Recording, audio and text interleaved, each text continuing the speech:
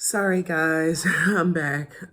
I hate when a phone call comes through, and this is a new phone, so I haven't quite figured out just yet how to stop any notifications from coming through.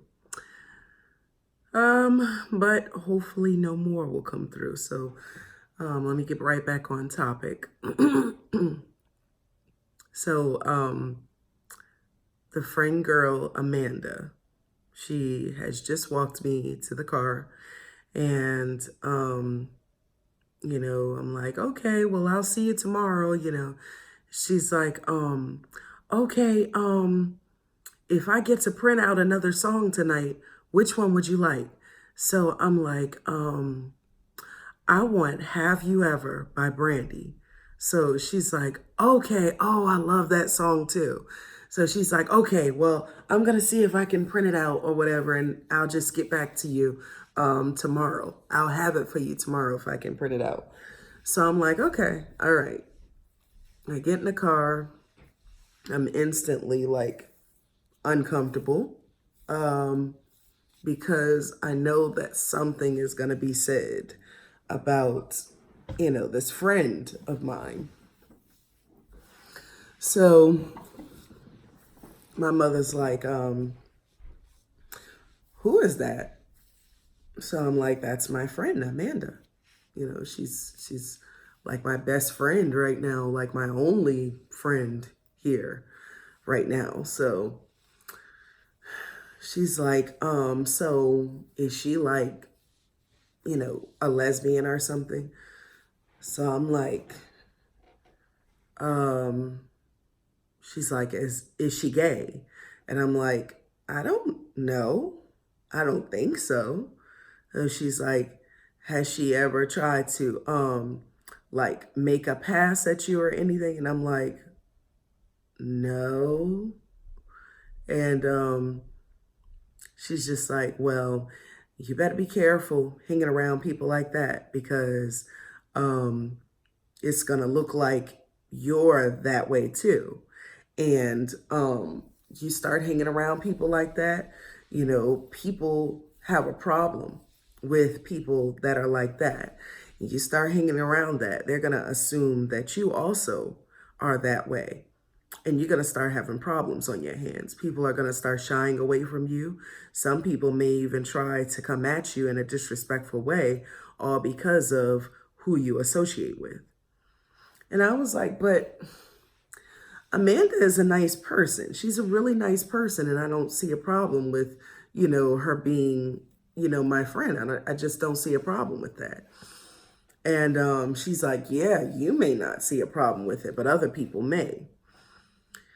And I'm just like, okay. She's like, you better stop hanging around that girl for people start coming at you, in a crazy way. You're gonna start to wonder why nobody wants to be around you, nobody really wants to talk to you.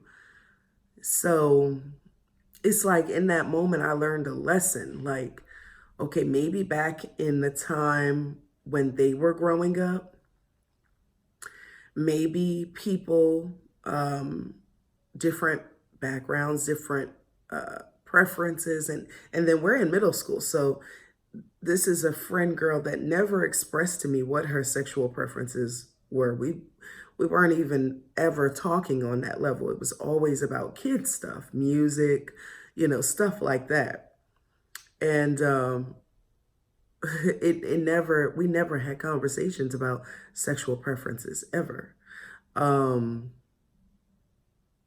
Ever. So, you know, even if she was gearing towards being, a lesbian or, gay, whatever the case may be, like, I didn't have a problem with it because that's her. Like, that's her decision, her life, whatever the case may be. It has nothing to do with me and our friendship.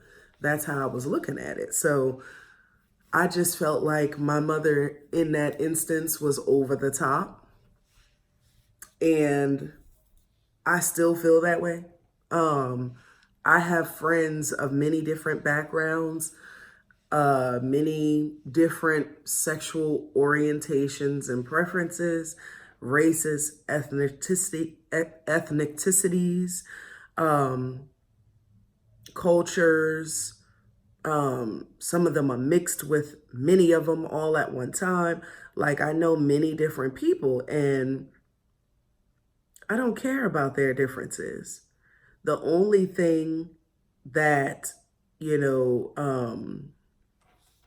is of any concern to me is how we connect, how we relate, like the things that bring us all together, that's just me, in my generation, those types of things, those types of discussions, those types of um, issues, societal issues, or, anything dealing with sexual preferences or whatever the case may be, those things in my generation started to become a little more laxed. And it wasn't such a big deal. And, people are still targeted and teased and come after, for their differences. But in my generation growing up, it to me anyways, I can't really speak for anybody else, but to me, I don't care about those types of things, like those types of differences. They don't affect me negatively, so why should I? People are different. I'm different. So, why should it matter? You know, but that's just me. But anyways, moving forward from um, that particular situation in middle school, I realized like I had sometimes guy friends would help me out to the car, with my book bag. They would kind of watch them too, like, who is that? You like him, he like you, because also in a religious setting, they were over the top with things like that too. Like, you better not have no boyfriend. You better not, and it's like I had the opportunity to, if I really, really wanted to, but I just didn't see the point in sneaking and having one. I just didn't see the point. It's not like I couldn't have and gotten away with it, but I just didn't see the point. I didn't find anyone that had intrigued me just yet, So, but any guy that was walking with me, any girl that looked like my friend Amanda, like their antennas immediately went up. I would have to endure lectures. It was just crazy. So I realized at a young age that my views and my thought processes were going to be very different from my parents. Because that's just how it was meant to be. No matter how I was reared up as a child, no matter how I was brought up, I wasn't meant to usher that type of thinking in. I was meant to usher in a totally new type of thinking. And even though that those ideals were pushed into me, some of them stick, some of them didn't, because at the end of the day, I had to learn how to be me, even if it was totally different from, what my parents represent, what my family represents. Medina had to be Medina. And I get more into, I remember a sister friend of mine, she was telling me about this book where the title of it was Dying to Live. That's how it was for me. I had to die and reborn many times in my life in order to stay true to me and become the me of today. And I didn't even know what I was doing. They called me rebellious. Oh, you're so rebellious. You better be careful with that in life. you know, because you're going to run head on into some situations from being so damn rebellious. You know, you better learn to not fight so hard against things. As it's us today that you have to listen to. You'll have to listen to someone else tomorrow. Better stop fighting against rules so hard and regulations.